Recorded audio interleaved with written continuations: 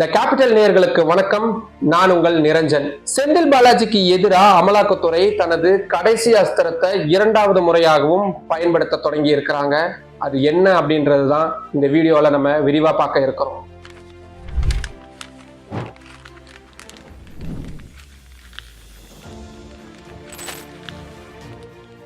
அதிமுக ஆட்சி காலத்துல தமிழ்நாடு போக்குவரத்து துறை அமைச்சராக இருந்த செந்தில் பாலாஜி போக்குவரத்து கழகத்துல முக்கியமான பணியிடங்களை பணத்தை வாங்கிக்கிட்டு நிரப்புனாரு அப்படின்ற குற்றச்சாட்டு அவருக்கு எதிராக எழுந்தது. இதுக்கு எதிராக அமலாக்கத்துறையும் அவருக்கு எதிராக கேஸ் ஃபைல் பண்ணி அவரை அரெஸ்ட் பண்ணி ஜெயில வச்சிருந்ததெல்லாம் நம்ம பார்த்திருக்கோம்.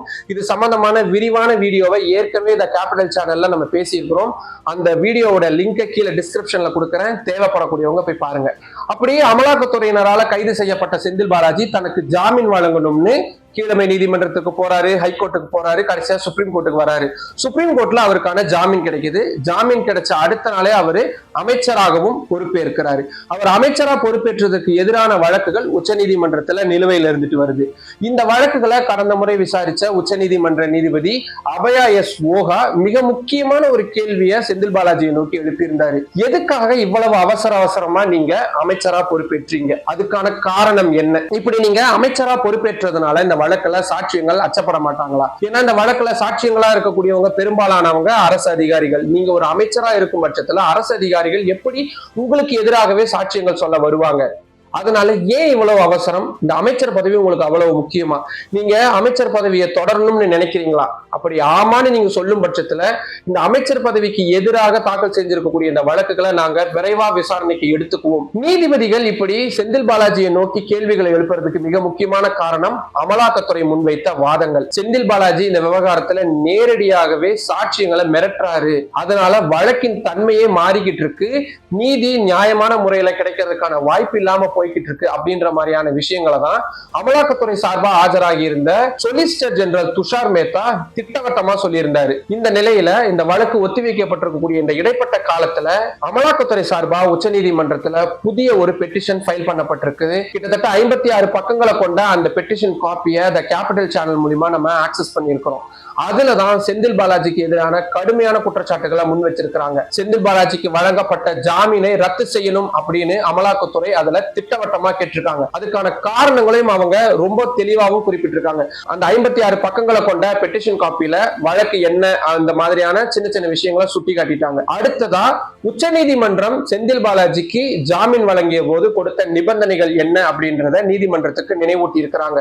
அதுல மிக முக்கியமானது, இக்காரணத்தை கொண்டும் சாட்சியங்களை கலைக்கக்கூடாது, வழக்கை தாமதப்படுத்தக்கூடிய வேலைகள்ல செந்தில் பாலாஜி ஈடுபடக்கூடாது. ஆனா இது இரண்டையுமே செந்தில் பாலாஜி செஞ்சிருக்கிறாரு அப்படின்றதுதான் அமலாக்கத்துறை சொல்லி இருக்கிறாங்க.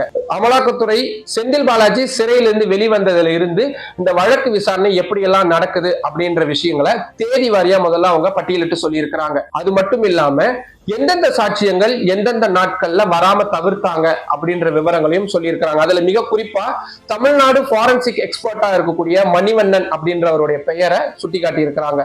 இவரு செந்தில் பாலாஜிக்கு ஜாமீன் கிடைக்கிறதுக்கு முன்னாடி வரைக்கும் இந்த வழக்குக்காக சாட்சியம் சொல்றதுக்கு வந்துகிட்டு இருந்தாரு. அதுக்கப்புறமா அவரு சரிவர வரதில்லை. குறிப்பா 2 முறை அவரு வராம ஸ்கிப் பண்ணி இருக்கிறாரு. அதனால அவருக்கு நீதிமன்றம் அபராதம் கூட விதிச்சிருக்கிறாங்க.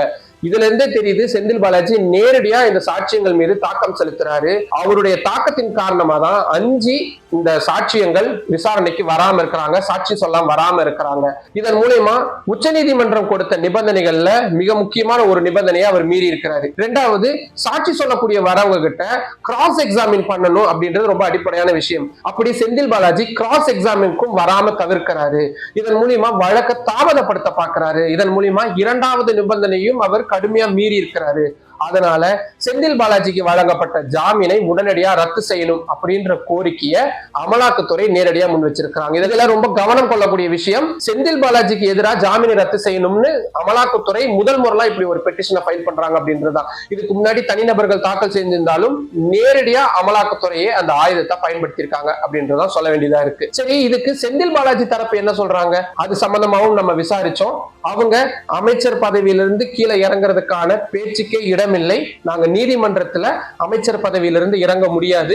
ஏன்னா ஒரு நீதிமன்றம் ஒருவரை நீங்க அமைச்சர் பதவியிலிருந்து இறங்குங்கன்னு சொல்றதுக்கான ப்ரொவிஷன்ஸ், அதாவது சட்ட வாய்ப்புகள் எங்கேயுமே இல்லை.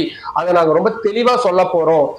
இருக்கக்கூடிய குற்றவியல் நடைமுறை சட்டங்கள்ல ஜாமீன் பெற்ற ஒருவர் அமைச்சரா பொறுப்பேற்க கூடாதுன்னு எங்கேயுமே சொல்லப்படல. அதை நாங்க நீதிமன்றத்துல சுட்டிக்காட்ட போறோம் அப்படின்றத சொல்லி இருக்கிறாங்க. ரெண்டாவது, சாட்சியங்களை கலைக்கிறேன் இல்ல வழக்கு விசாரணைக்கு நான் முழுமையா ஒத்துழைப்பு வழங்கலைன்னு சொல்லக்கூடிய எந்த ஒரு குற்றச்சாட்டையும் என்னால ஏற்க முடியாது. சாட்சியங்கள் வராம இருக்கிறாங்கன்னா தனிப்பட்ட முறையில அவங்க ஏதாவது காரணங்களுக்காக வராம இருப்பாங்க. அது எல்லாத்துக்கும் என்னோட தொடர்பு படுத்தி பேசுறதை என்னால ஏத்துக்க முடியாது. ரெண்டாவது, எப்ப அவங்க கூப்பிட்டாலும் நான் போறதுக்கு தயாரா இருக்கிறேன். எனக்கு உடல்நிலை பாதிக்கப்பட்டிருக்கு அப்படின்னாலும் கூட காணொலி காட்சி வாயிலாக கூட நான் ஆஜராகிறதுக்கு தயாரா இருக்கிறேன். இதை விசாரணை நீதிமன்றத்திலும் சொல்லி இருக்கிறேன். அதனால விசாரணையை தாமதப்படுத்துகிறேன் அப்படின்ற அந்த குற்றச்சாட்டை அடிப்படையிலே நான் முழுமையா எதிர்க்கிறேன் அப்படின்ற மாதிரியான விஷயங்களை அவரு சொல்ல போறதா நமக்கு தகவல்கள் கிடைச்சிருக்கு. எப்படியா இருந்தாலும் வர மார்ச் 4ஆம் தேதி உச்ச நீதிமன்றத்துல இந்த வழக்கின் விசாரணை மிக முக்கியமானதா இருக்க போது தமிழ்நாடு அரசியல் களத்துல. ஒருவேளை உச்ச நீதிமன்றம் விதிச்ச நிபந்தனைகளை செந்தில் பாலாஜி மீறிட்டாரு அப்படின்ற அந்த வாதங்களுக்கு நீதிபதிகள் ஒருவேளை ஏற்கும் பட்சத்துல, அவருக்கான ஜாமீனை ரத்து செய்யும் பட்சத்துல நிச்சயமா தமிழ்நாடு அரசியல்ல பெரும் மாற்றம் இருக்கும். ஏன்னா அமைச்சரவை மாற்றம் வரணும். ஏன்னா அமைச்சரவை மாற்றம் அப்படின்ற மாதிரியான நிறைய அடுத்தடுத்த மாற்றங்கள் வரக்கூடிய சூழல்ல அது தமிழக அரசியல்ல பெரும் தாக்கத்தை ஏற்படுத்தும். இன்னொன்னு, அவருக்கு எதிரான அப்படியான குற்றச்சாட்டுகள் எதுவும் பெருசா இல்ல, அதனால அவருக்கு வழங்கப்பட்ட ஜாமீனை ரத்து செய்ய தேவையில்லை அப்படின்னு ஒருவேளை செந்தில் பாலாஜிக்கு எதிரான ஜாமீனை ரத்து செய்வது மாதிரியான நடவடிக்கைகள்ல ஈடுபட வேண்டாம், அந்த மாதிரியான கடுமையான நடவடிக்கை எடுக்க வேண்டாம் அப்படின்ற ஒரு முடிவுக்கு உச்ச நீதிமன்றம் வரும் பட்சத்துல அமலாக்கத்துறை செந்தில் பாலாஜிக்கு எதிராக எடுத்த நடவடிக்கை ஆரம்ப கட்டத்திலேயே பெரிய அளவுல தடைபட்டு போயிடும் அப்படின்றதையும் பார்க்க வேண்டியதா இருக்கு. இன்னும் சரியா ஓராண்டு காலம் தான் இருக்கு தமிழ்நாடு சட்டப்பேரவை தேர்தலுக்கு. ஆனா அந்த தேர்தலுக்கான மிக முக்கியமான தாக்கம் ஒரு மார்ச் 4ஆம் தேதி உச்ச நீதிமன்றம் செந்தில் பாலாஜி வழக்குல என்ன சொல்ல போறாங்க அப்படின்றத பொறுத்துதான். அது சம்பந்தமான விவரங்களையும் தொடர்ந்து த கேபிட்டல் சேனல்ல நம்ம விரிவா பார்க்க இருக்கிறோம்.